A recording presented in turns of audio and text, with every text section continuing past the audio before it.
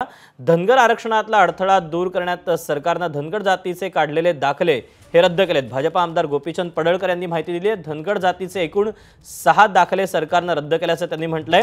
संभाजीनगर फुलंब्रीतील एकाच कुटुंबाने हे धनगर जातीचे दाखले काढले होते। आपल्यासोबत स्वतः आमदार गोपीचंद पडळकर आहेत। पडळकर साहेब, काय नेमका हा धनगर आरक्षणातला अडथळा होता आणि हे जे दाखले रद्द करण्यात आलेत हा नेमका काय निर्णय झालेला आहे, कशा पद्धतीने हे रद्द करण्यात आलेत?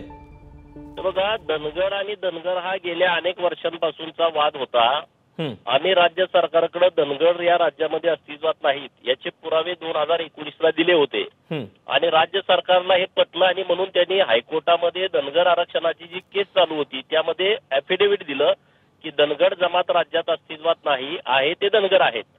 परंतु दुर्दैवानं संभाजीनगर जिल्ह्यातील फुलंब्री तालुक्यातील बाबरा नावाच्या गावातील भाऊसाहेब नामदेव खिलारे, रमेश नामदेव खिलारे, कैलास नामदेव खिलारे, मंगल नामदेव खिलारे, सुभाष नामदेव खिलारे आणि सुशील भाऊसाहेब खिलारे यांनी धनगरांचे दाखले काढले होते ओव्हर रायटिंग करून, रच्या ठिकाणी ड करून, आणि त्यांना संभाजीनगर जात पडताळणी समितीनं जात पडताळणी प्रमाणपत्र दिलं होतं आणि हायकोर्टामध्ये आदिवासी जमातीच्या लोकांनी आक्षेप घेतला की धनगर राज्यामध्ये आहेत आणि ती हे नाव आहे, त्यांना जात पडताळणी प्रमाणपत्र आहे।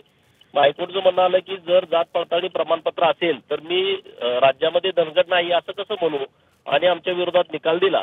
राज्य सरकारकडे आम्ही पाठपुरावा करत होतो, कारण जात पडताळणी समितीनं एकदा जात पडताळणी प्रमाणपत्र दिल्याच्या नंतर तो रद्द करण्याचा त्यांना अधिकार नव्हता असं जात पडताळणी समितीचं म्हणणं होतं आणि म्हणून राज्य सरकारकडे आम्ही पाठपुरावा करत होतो। राज्य सरकारनं मागच्या 15 दिवसापूर्वी या जात पडताळणी समितीला खिलारे दाखले रद्द करण्याच्या बाबत सूचना दिल्या होत्या। मी माननीय मुख्यमंत्री एकनाथ शिंदे साहेब आणि माननीय उपमुख्यमंत्री देवेंद्र फडणवीस साहेबांचं मनापासून धनगर समाजाच्या लोकांच्या वतीनं आभार व्यक्त करेन की फार मोठा अडथळा जो आमच्या आरक्षणाच्या लढ्यामध्ये होता तो आज संपलेला आहे।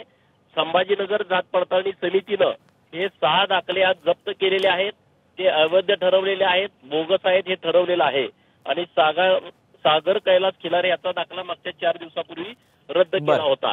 त्यामुळे आज मी तुमच्याशी बोलत असताना राज्यामध्ये एकही धनगर माणूस अस्तित्वात नाही हे आता सिद्ध झालेलं आहे। त्यामुळे आता आमच्यासाठी ही खूप महत्त्वाची बाब आहे। पडळकरजी धन्यवाद। एबीपी माझाला ही सविस्तर प्रतिक्रिया दिली त्याबद्दल। एबीपी माझा, उघडा डोळे बघा नीट।